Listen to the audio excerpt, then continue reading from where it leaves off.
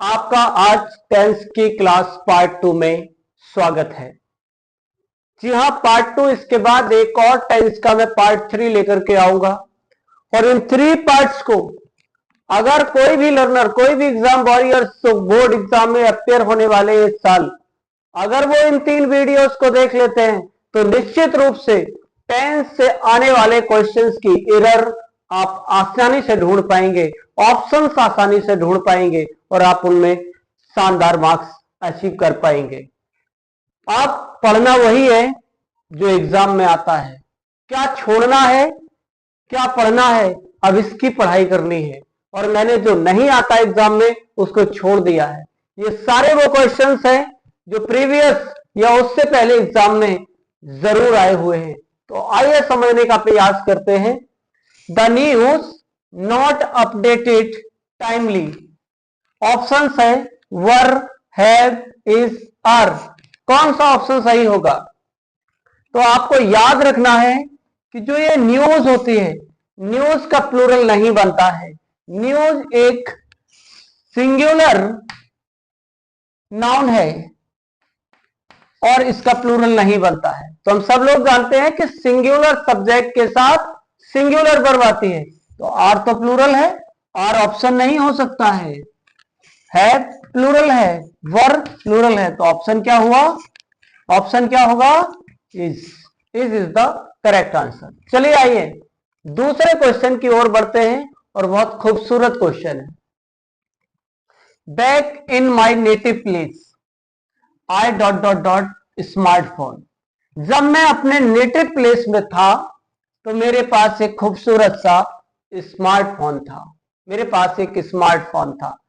तो जैसे ये बैक है, डियर लर्नर, कुछ बातें आपको हमारी याद रखनी पड़ेगी। Yesterday, the last day, previous day, in 1990, ago, 2 days ago, 5 days ago, last month, last year, Alexander, Mahatma Gandhi. ऐसा कोई भी वर्ड अगर आता है जो पास्ट के टाइम को डिनोट करता है, पास्ट के टाइम को बताता है, तो ऐसा टेंस आपको हमेशा और हमेशा सिंपल पास्ट में बनाना है। और सिंपल पास्ट का मतलब होता है सब्जेक्ट प्लस वर्ब की सेकंड फॉर्म। जी हाँ, तो आइए देखते हैं। डिड नॉट सेकंड फॉर्म है, लेकिन डिड नॉट के बाद हैव लगा हुआ है। इसको देख लेते हैं। डू नॉट हैव पास्ट में आएगा तो ये ऑप्शन तो सही हो गया। अभी इसको छोड़ के चलेंगे क्योंकि ये ऑप्शन हो सकता है। डू नॉट हो गया, प्रेजेंट की बात है, हमें पास्ट लाना है, ऑप्शन नहीं हो सकता। ये ऑप्शन हो सकता था, लेकिन डिड नॉट के बाद हमें वर्ब की फर्स्ट फॉर्म लानी होती है, हैव आना होता है, तो ये ऑप्शन नहीं हो सकता है। डू नॉट पास्ट की बात ही नहीं है तो नहीं हो सकता है। और जी हाँ, ऑप्शन क्या है? Did not have.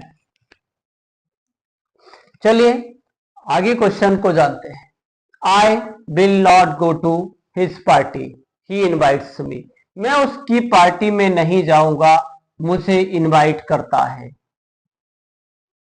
चलिए जानते हैं कि क्या ऑप्शंस होगा। हम उसकी पार्टी में नहीं जाएंगे, वो हमें इनवाइट करता है। अगर वो हमें इनवाइट करेगा तो निश्चित रूप से हम जाएंगे, तो इसमें ऐसी कोई बात का जिक्र नहीं है। चलिए आगे देखते हैं। दूसरी बात, इफ का ऑप्शन क्यों नहीं है? इस बात पे विचार करना होगा, रुकना होगा थोड़ा सा। इफ के बाद कभी भी वो अपने जिस क्लॉज में यूज होगा उस क्लॉज में मॉडल नहीं लेता है और कंडीशन नहीं। यहां कोई विरोध नहीं है तो बट का यूज नहीं होगा। अब बात हुई अनटिल और अनलेस। वो अगर मुझे पार्टी में नहीं बुलाएगा जब तक, तब तक मैं नहीं जाऊंगा। तो ये क्या है? ये शर्त है। टाइम के लिए अनटिल का प्रयोग होता है, कंडीशन के लिए अनलेस का यूज होता है। So unless is the correct answer. चलिए इससे खूबसूरत एक क्वेश्चन और पढ़ते हैं। As soon as he called me, called my name, I. ये क्वेश्चन बहुत अच्छा है और बड़े बड़े एग्जाम्स में भी पूछा जाता है। कॉम्पिटिटिव एग्जाम में आने वाला क्वेश्चन है, याद रखना प्यारे बच्चों। एज सून एज तो वो कुछ खूबसूरती होती है टेंसों की। मैं आपको बता दूं कि आप टेंस पढ़ते हैं, आप टाइम नहीं पढ़ते कभी। टाइम चेक करना होता है। यदि क्वेश्चंस का टाइम सेम होगा तो डेफिनेटली टेंस भी सेम होगा, और यदि टाइम उनका डिफरेंट होगा तो डेफिनेटली उनका जो टेंस होगा वो भी डिफरेंट होगा। चलिए आइए देखते हैं। एज सुन एज, जैसे ही उसने मेरा नाम बुलाया मैं वैसे ही पहुंच गया। तो क्या उसके नाम बुलाने का और पहुंचने का समय लगभग सेम है या नहीं है? जी हां, टाइम सेम है तो टेंस भी सेम होगा।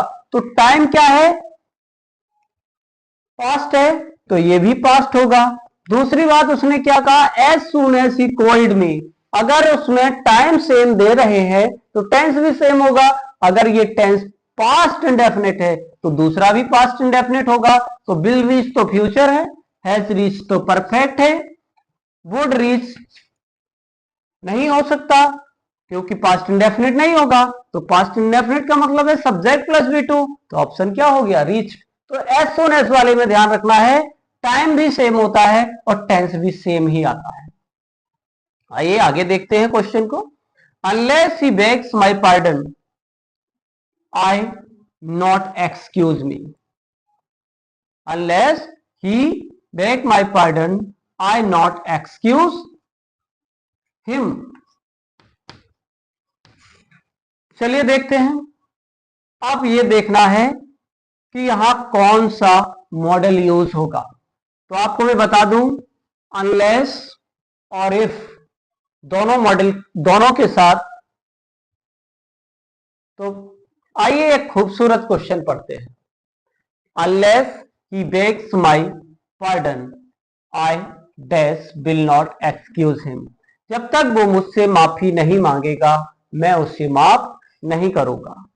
तो अनलेस है, तो मैं बता दूं अनलेस के साथ कोई और मॉडल यूज नहीं करना है, आपको यूज करना है विल। उसके साथ विल का यूज होता है। चलिए आगे पढ़ते हैं। If you want something more you are. ये क्वेश्चन बहुत अच्छा है और इसमें एरर करते हैं बहुत सारे लोग, लेकिन ये इतना शानदार क्वेश्चन है। आइए देख, यदि तुम्हें कुछ और चाहिए यू आर, तो आप क्या हैं?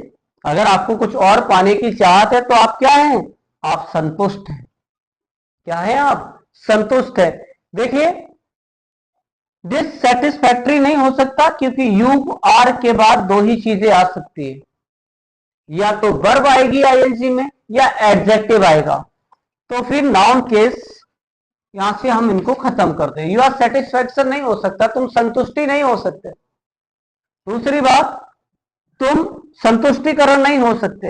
अब क्या है? या तो तुम सेटिस्फाइंग हो या सेटिस्फाइड हो। तो आप सेटिस्फाइड होते हैं या आप सेटिस्फाइंग होते हैं, आप संतुष्ट होते हैं या संतुष्ट हो रहे होते हैं। तो आप संतुष्ट होते हैं, तो ऐसे केस में हम सेटिस्फाइड का यूज करेंगे।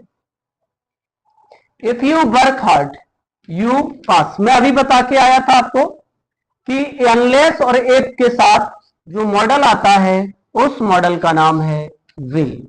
अगर यहां प्रेजेंट है तो यहां भी प्रेजेंट होगा, चाहे ऐसे समझ लीजिए ये तीनों पास्ट है तो प्रेजेंट है तो प्रेजेंट में ही आएगा। ये भी बहुत खूबसूरत क्वेश्चन है। इसका पेयर देखना है। नो सूनर का पेयर हमेशा देन से होता है, THAN। कभी कभी एग्जाम में देंगे आपको THEN। No sooner had he entered the room he went away. तो क्या फिल करेंगे? बट से पेयर नहीं होता, इफ से नहीं होता, एंड से नहीं होता, पेयर किससे होता है? देन से। इस चीज को आपको याद रखना है। चलिए आगे जानते हैं।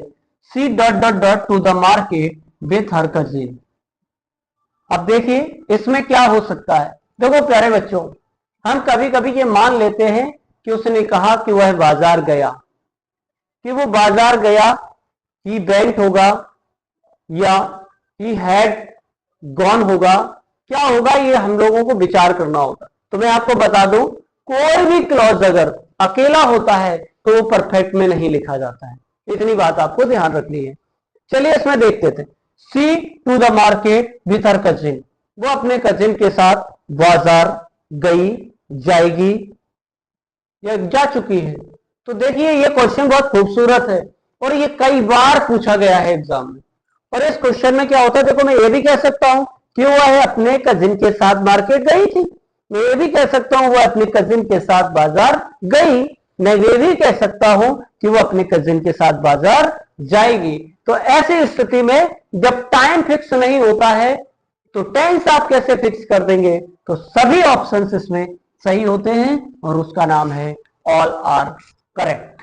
और मैं आशा करता हूं कि ये सारे के सारे जो सेंटेंसेस मैंने आपको बताए हैं आप इनका रिवीजन करेंगे, इनको समझेंगे और निश्चित रूप से अगर आप ऐसा कर पाएंगे तो आप अच्छे मार्क्स प्राप्त कर पाएंगे।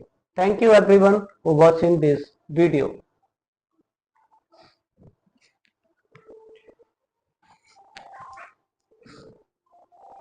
वो